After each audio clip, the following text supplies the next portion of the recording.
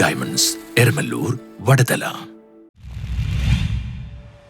CPIM നേതൃത്വത്തിൽ സഖാവ് കോടിയേരി ബാലകൃഷ്ണന്റെ മൂന്നാമത് അനുസ്മരണ ദിനം നടത്തി.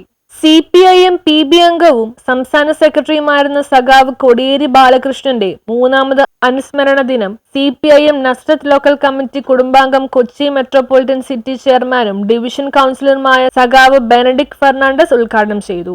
BJP എന്ന രീതിയിൽ ചേർക്കുന്നതുകൊണ്ട് അന്ന് അവർ ഉപയോഗിച്ച വാക്ക് ഗുണ്ടാത്തലവനാണ് കോടിയേരി എന്ന് പറഞ്ഞിട്ടുണ്ടെങ്കിൽ ഒരു കാലഘട്ടത്തിൽ ഈ കേരളത്തിന്റെ ഇടതുപക്ഷ ഗവൺമെന്റിന്റെ VS ഗവൺമെന്റിന്റെ കൂട്ടത്തിൽ ആഭ്യന്തരമന്ത്രി വകുപ്പായിരുന്നപ്പോൾ എല്ലാ ജനങ്ങളും ആർത്തിരിച്ചു പറഞ്ഞൊരു കാര്യമുണ്ട്.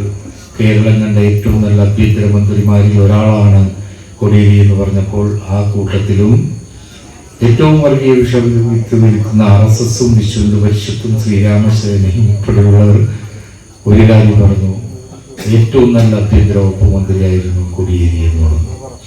അപ്പോൾ ഒരു മനുഷ്യൻ, ഒരു കമ്മ്യൂണിസ്റ്റുകാരൻ അവന്റെ ജീവിതം ഉടലെടുത്തോളം കാലം പോരാട്ടം തുടരും. വീണ്ടും കോടിയേരിയുടെ അവസാന നാളുകളിൽ അവസാന വാക്കിങ്ങനെ പറയുന്നു, മരണപ്പെട്ടാലും ഒരു കമ്മ്യൂണിസ്റ്റുകാരൻ ജീവിച്ചിരിക്കും, അത് കമ്മ്യൂണിസ്റ്റിന്റെ നന്മയാണ് എന്നാണ് സൂചിപ്പിച്ചത്.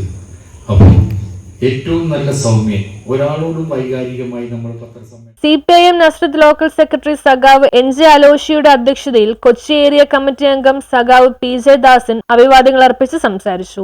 ലോക്കൽ കമ്മിറ്റി അംഗം സഖാവ് AC അലോഷി സ്വാഗതവും പാണ്ടിക്കുടി ബ്രാഞ്ച് സെക്രട്ടറി സഖാവ് ലിൻസൺ നന്ദിയും അർപ്പിച്ചു. നമുക്കെല്ലാവർക്കും അറിയാം, കേരളത്തിലെ ഇടതുപക്ഷ ജനാധിപത്യ മുന്നണി സർക്കാർ ജനങ്ങളെ നെഞ്ചോട് ചേർത്ത് മുന്നോട്ട് പോകുന്നതിന്റെ ഏറ്റവും വലിയ ഉദാഹരണമാണ് 60,004 പേരെ അതിദാരിദ്ര്യത്തിൽ നിന്ന് മോചിപ്പിച്ചുകൊണ്ട് കേരളത്തിലെ സമൂഹത്തിന്റെ ഉന്നതിയിലേക്ക് നയിച്ചുകൊണ്ടിരിക്കുന്നത്.